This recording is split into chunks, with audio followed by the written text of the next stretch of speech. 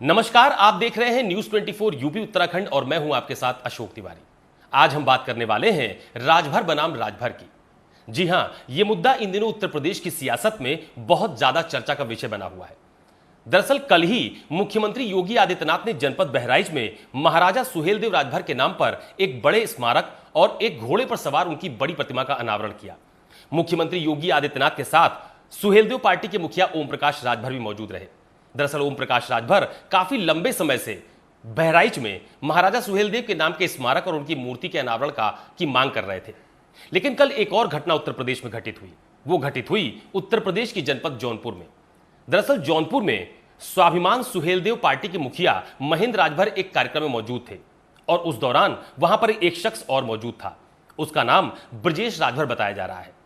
घटना कुछ इस तरह से घटित हुई कि महेंद्र राजभर जब मंच पर मौजूद थे तो ठीक उसी वक्त एक शख्स, जिसका नाम मैंने आपको बताया कि ब्रजेश राजभर है, उसने वहां पर यह कहा कि जिन्हें हमने जिताकर विधानसभा या लोकसभा भेजा वो हम लोगों की पैरवी अब नहीं कर रहे हैं। वो खुद की पैरवी करने लगे हैं, परिवार के लिए काम करने लगे हैं, यानी राजभर समाज के लिए कोई काम नहीं कर रहा है। ब्रजेश राजभर ने यह भी कहा कि सुहेलदेव के नाम पर अब लोगों को बेचा जा रहा है, समाज को लूटा जा रहा है। और यही नहीं, उसने यह भी कहा कि पार्टी हमने बनाई और मलाई कोई और काट रहा है। और इतना कहने के बाद मंच पर मौजूद महेंद्र राजभर की पिटाई शुरू कर दी। जब पिटाई का सीन सामने आया तो वहां पर लोग जो मौजूद थे उन्होंने एक दूसरे को अलग करवाया। जो ब्रजेश राजभर था उसको भी अलग किया, महेंद्र राजभर को भी उससे दूर किया गया। और वहां पर यह चर्चा शुरू हो गई कि आखिरकार ये इतना बड़ा घटनाक्रम क्यों घटित हो गया। जो घटना घटित हुई है, इसका वीडियो जब सोशल मीडिया पर वायरल हुआ तो उसमें ब्रजेश राजभर की बात तो निकलकर सामने आई, लेकिन वहां पर मौजूद लोगों की भी कुछ बातें उसमें सुनाई पड़ रही हैं। उसमें वो लोग कह रहे हैं कि ये सही मुद्दे पर बहस हो रही है, और कुछ लोगों ने कहा रुक जाओ, जरा वीडियो बन जाने दो। इस घटना के घटित होने के बाद महेंद्र राजभर ने ब्रजेश राजभर के खिलाफ थाने में तहरीर दी है और कानूनी कार्रवाई की मांग भी की है। लेकिन यह घटना घटित होने के बाद जो समाजवादी पार्टी के मुखिया अखिलेश यादव, उन्होंने भी बीजेपी सरकार को निशाने पर लिया।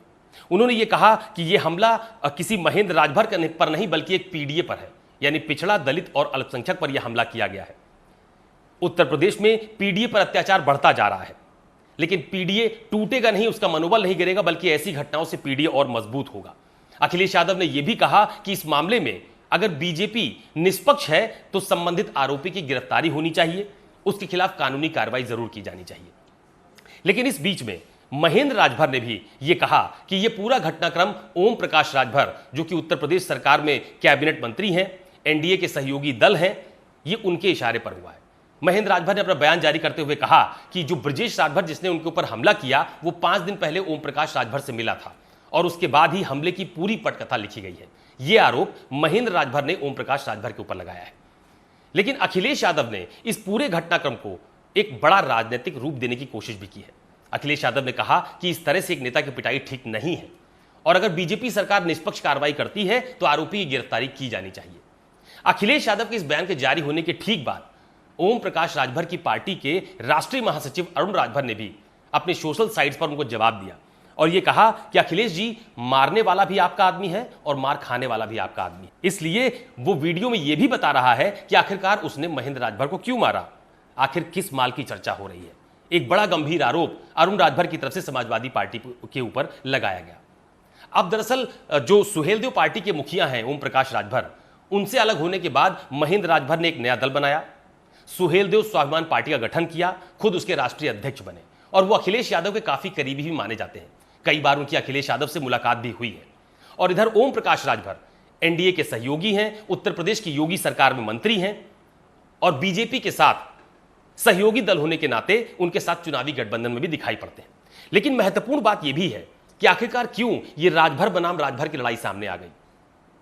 दरअसल इसके पीछे की महत्वपूर्ण बात यह है कि पूर्वांचल की ऐसी कई विधानसभा की और लोकसभा की सीटें हैं जहां पर राजभर मतदाताओं की संख्या बहुत ज्यादा है और यही वजह है कि बीजेपी भी राजभरों को अपने साथ रखना चाहती है। अखिलेश यादव भी इस बात को जानते हैं कि साल 2024 के लोकसभा चुनाव से पहले ओम प्रकाश राजभर उनके साथ थे, लेकिन लोकसभा चुनाव के बाद ओम प्रकाश राजभर बीजेपी के साथ चले गए। लोकसभा चुनाव ओम प्रकाश राजभर बीजेपी के साथ मिलकर लड़े।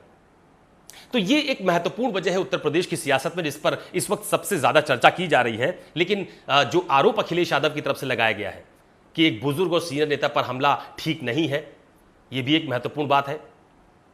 जो ओम प्रकाश राजभर की पार्टी है उनकी तरफ से भी बयान जारी किया गया और यह कहा गया कि मारने वाला और मार खाने वाला दोनों आप ही के लोग हैं, तो आपको सच्चाई ज्यादा पता होगी। तो फिलहाल जो महेंद्र राजभर है उनकी तरफ से ब्रजेश राजभर के खिलाफ जौनपुर में तहरीर दे दी गई है। पुलिस की तरफ से अभी तक ब्रजेश राजभर की गिरफ्तारी नहीं की गई है, लेकिन उत्तर प्रदेश में इस घटनाक्रम ने सियासी पारा जरूर बढ़ा दिया है। नमस्कार।